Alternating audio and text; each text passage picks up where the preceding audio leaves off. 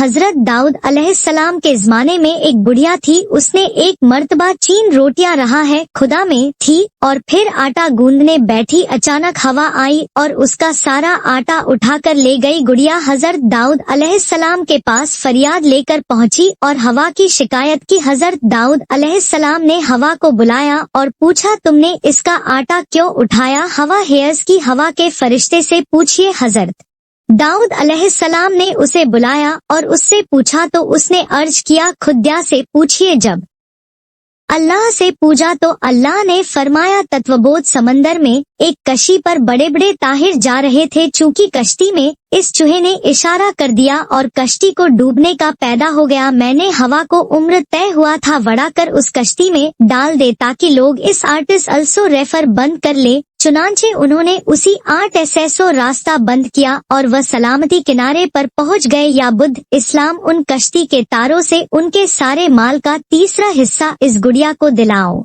چنانچہ حضرت داؤد علیہ السلام نے ایسا ہی کیا اور 30,394 کمال بڑھیا کو ملا۔ دارالاسلام نے فرمایا یہ اس کی ان روٹیوں کے سدسیوں کی ہتیا پر اتکرمن سے اللہ تعالیٰ فرماتے ہیں کہ شکروار شام بہت ظالم اور کنجوس تھا، اس نے اپنے ملک میں کر دیا کہ کوئی بھی کسی اسکرین پر کوئی چیز نہ کرے، کوئی کسی کی مدد کرے۔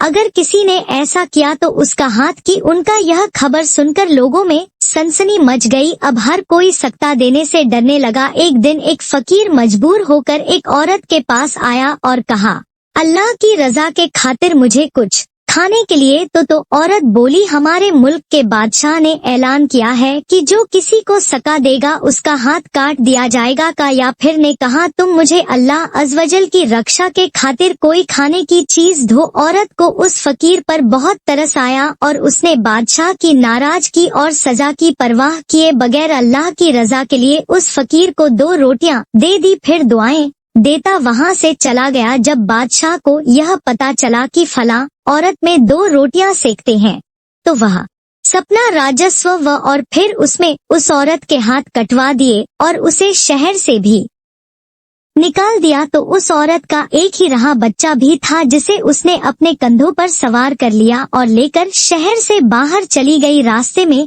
اسے بہت سخت پیاس لگی، پاس ہی دریا تھا، اس نے سوچا پانی پی لینا چاہیے۔ یہ سوچ کر وہ دریا کے پاس گئی اور جو کر اس میں سے پانی پینے لگی اور پانی کی طرف مہک اس کے کندھوں پر سوار اس کا دودھ پیتا بچہ پانی میں نے اسے بھی اپنے ساتھ آنا شروع کر دیا۔ یہ دیکھ کر اور میں پریشانی کے عالم میں چیخنا چلانا شروع کر دیا۔ اتنے میں اس کے پاس 2 خوبصورت نوجوان آئے اور اس سے پوچھا تم کیوں رو رہی ہو؟ اس نے بتایا کہ میرا دودھ پیتا بچہ گر گیا اور میرے ہاتھ نہیں ہے جس کی مدد سے میں اسے نکال سکوں۔ عورت کی یہ بات سن کر ان میں سے ایک نے شام میں ہوتا لگایا اور تھوڑی دیر بعد ہاتھ میں ننھے منھے بچے کو ٹھاڑ واپس باہر نکل گیا اور اپنے لگتے جگر کو صحیح سلامت دیکھ کر خوش ہو گئی۔ اب دوسرے شخص کے بارے تھی، اس نے اپنے منہ میں کچھ پڑھ کر اس کے جسم پرتھم کیا جس سے اس کے دونوں ہاتھ درست ہو گئی۔ یہ دیکھ کر وہ عورت اور زیادہ خوش ہو گئی اور